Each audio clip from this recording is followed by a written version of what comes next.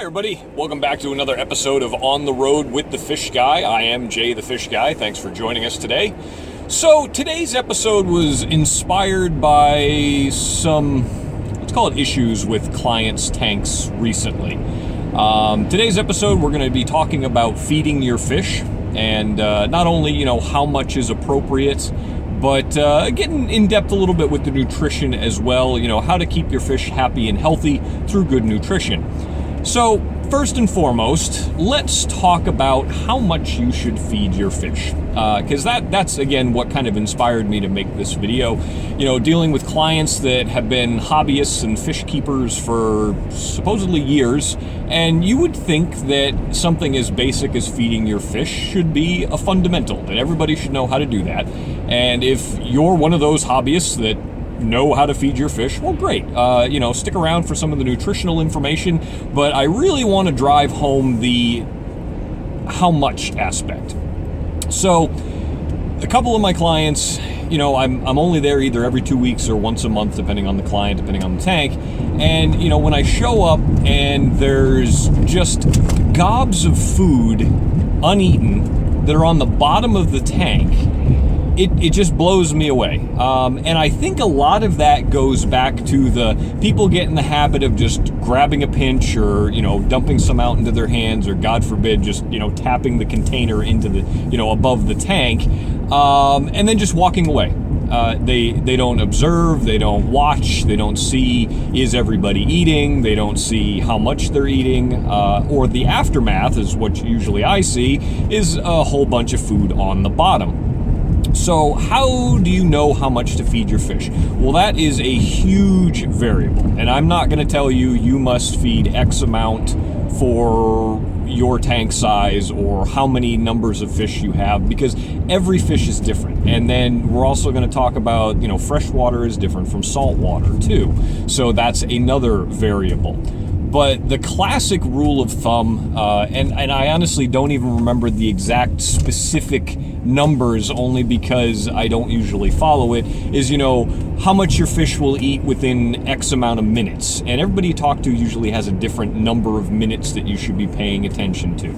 I look at it a little bit different. When you feed your fish, you should really take the time to spend a few minutes, especially if, you've added new fish, or, the tank is new to you, etc., and really watch what the fish are doing. And start out with way less than you think you need. A very, very tiny pinch of food, or if you're feeding frozen food, cut a cube down, instead of it being a full cube, do a half a cube, quarter cube. And again, this is all a huge variable depending on how big your tank is, what your fish are, etc. But anyway, the short version is start with way less than you think you need. And why that is a lot of people overestimate how much a fish really eats.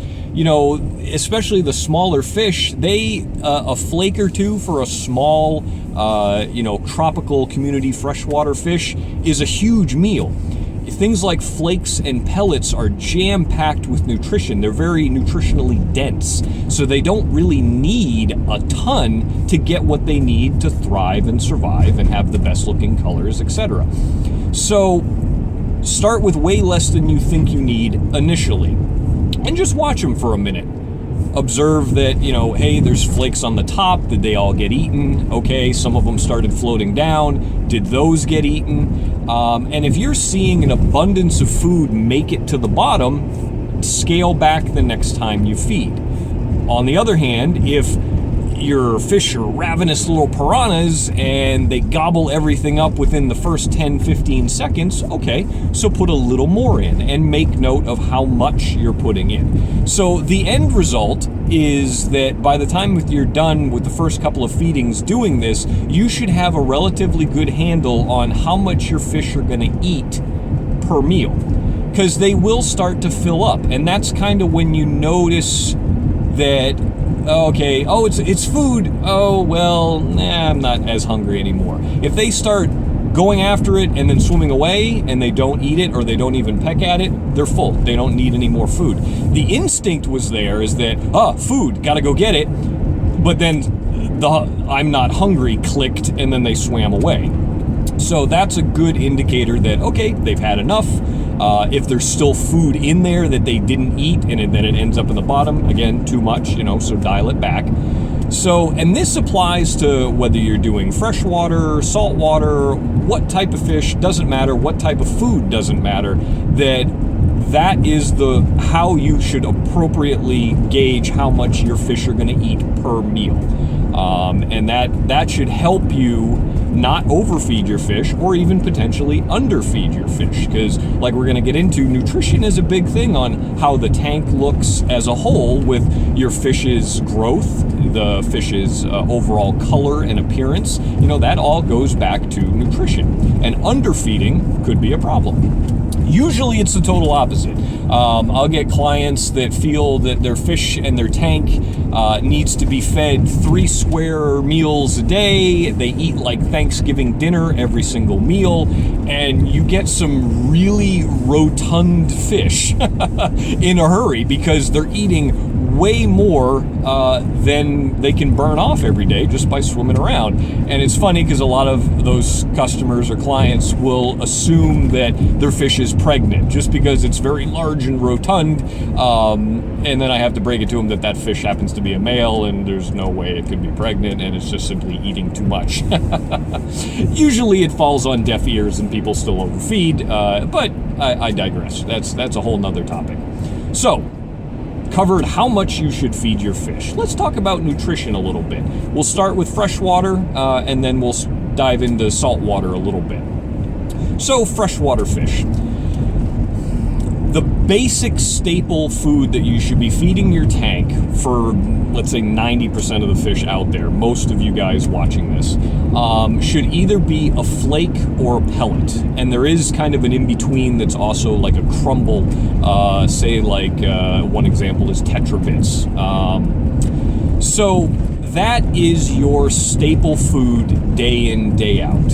If you look at the ingredients list of most pellet foods and flake foods, you're going to see a laundry list of things like various proteins in there, whether it's fish-based or plant-based, as well as additional things like color enhancers and various vitamins and minerals that are to help bump up, again, the nutritional value of the food.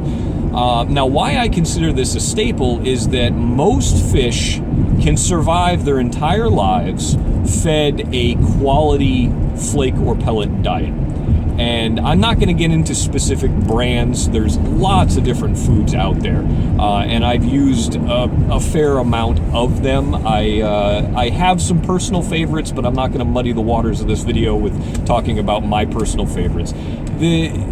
The point is, most foods out there are quality. If you stick with one of the bigger name brands, you really can't go too wrong. And some fish are picky. Some fish like one brand of flakes over another, and you just might have to experiment a little bit. The point is that every day, for most fish, you should feed them either a pellet food or a flake food for one of their meals a day, if you're feeding multiple times a day.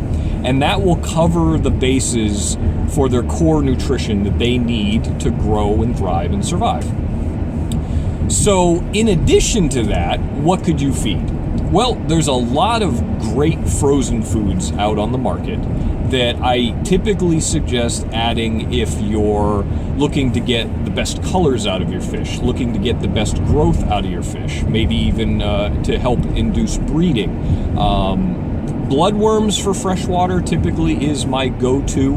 I have a brand that I use that's typically very clean, so when you thaw it out, there isn't a lot of dirty water in there as well. So it's easy to just thaw a cube and pour it in and not have to worry about straining it or anything like that. Brine shrimp is another one. I don't like brine shrimp as much.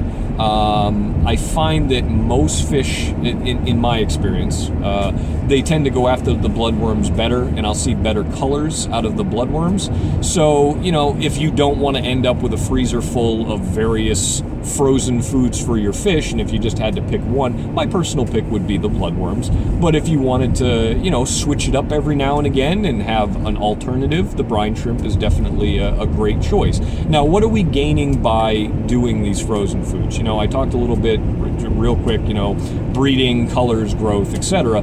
Having a variety in their diet beyond just the staple food seems to boost all of those things. They get the extra nutrition. They might have something in those bloodworms and brine shrimp that they're not getting in the staple food, and it just seems to give them that little extra kick that they really benefit from.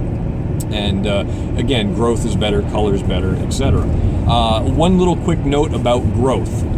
Food isn't everything. If you're trying to really power feed and grow certain fish quickly, water changes is the other half, the other side of that coin, so to speak.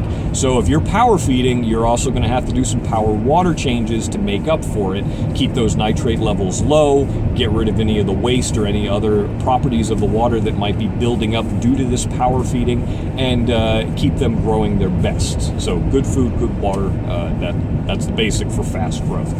Okay, anyway, back to food.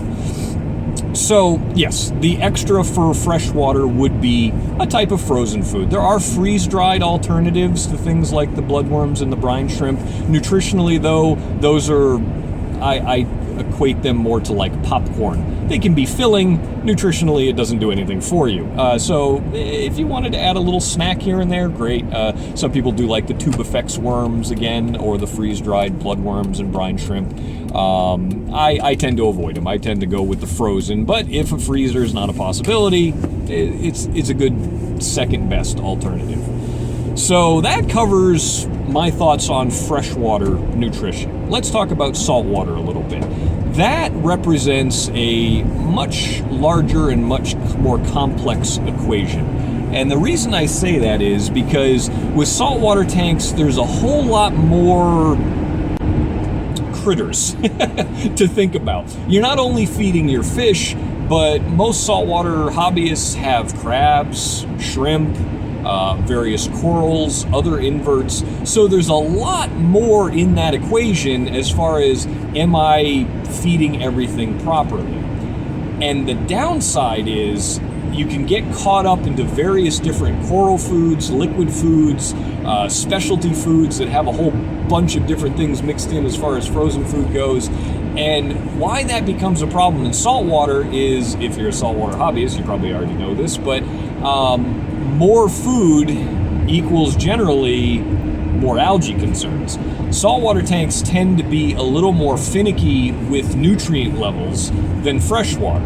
Freshwater tanks, super easy to be like, well, things are getting a little out of hand, let's do a 50%, 75% water change. All the fish tend to take it, no problem at all, as long as you don't temper the water and make sure it's okay ahead of time. But with saltwater, that becomes a little more complex. Some people's systems are 200 gallons plus, all inclusive with the sump, and to do a 50 or a 75% water change, not only can it be very stressful to the corals and the other animals in the tank, but it can also get pretty expensive if you have to do it regularly because of your feeding habits. So how do you do it properly? Well, there is no easy answer to that. The basic rule that I just mentioned in freshwater does still apply. You want to start out with a good staple food. Now, generally, I don't recommend flake food for saltwater. That's a personal preference of mine. I find that flake food tends to be messier, in the sense of less fish find it palatable right off the bat, so they might go take a swing at it and then be like, nah, I don't think so, and then spit it back out. That goes back into the rock work. If you don't have a large enough cleanup crew and enough crabs to take care of that, well, those bits of flake food can add up over time. I've also seen people, I've actually got a client right now that I'm kind of struggling with to try to get them under control, but Aptasia. If you're familiar with Aptasia, those wonderful nuisance anemones, flake food is an amazing food source to get those guys to grow like weeds. when a person overfeeds flake food in a saltwater tank, and you got all these hungry and enemy mouths, and they're just grabbing up the flake food. We talked about how flake food is a very nutrient-dense food, so not a lot of food gets you a whole lot of good growth value, and it seems to do wonders for aptasia. So pellet food is usually what I recommend. Now, I do deal with a particular brand that has all different sizes, and there's lots of different brands that do this as well, but they make a pellet size for almost every application. And you could even feed a couple of different size pellets. So if you have some small fish and then you have some larger fish like tangs, you don't want to have to put in spoonfuls of small pellets to fill that tang up. So, you can start with a larger pellet, let the tangs get their fill, and then put in a little bit of the smaller pellets to feed your small fish and invertebrates. One thing that some people don't really realize is things like crabs and shrimp and other food-eating inverts like those guys, they love most pellet foods. Again, they get like a pellet or two, and they're living large on a nice huge meal because nutritionally it's a ton of food value. So pellet food is a great staple. I have clients' tanks that have auto feeders, full-blown reef tanks, inverts, corals, etc., that only get a pellet food, nothing else, and the tanks are thriving. I'll put a quick little blip up here. I'll let you guys look at this for a second. This is 150-gallon tank. I think I've showcased it before in one of the videos. Actually, it might have been a Facebook post before and after. I forget now. It's been too long. But anyway, it shows you what a tank can look like that only gets fed pellets. I know the corals are basic. You got green star polyps, mushrooms, zoanthids, cabbage coral, frog spawn, and I think maybe one other thing tucked in there. All basic corals for the most part, but everything is healthy. Everything is growing like a weed, and there's no additional food going in there other than a pellet food. No liquids, no phytos, no lives, nothing. The fish are happy and healthy. They look good. They're not overweight, but they're not skinny either.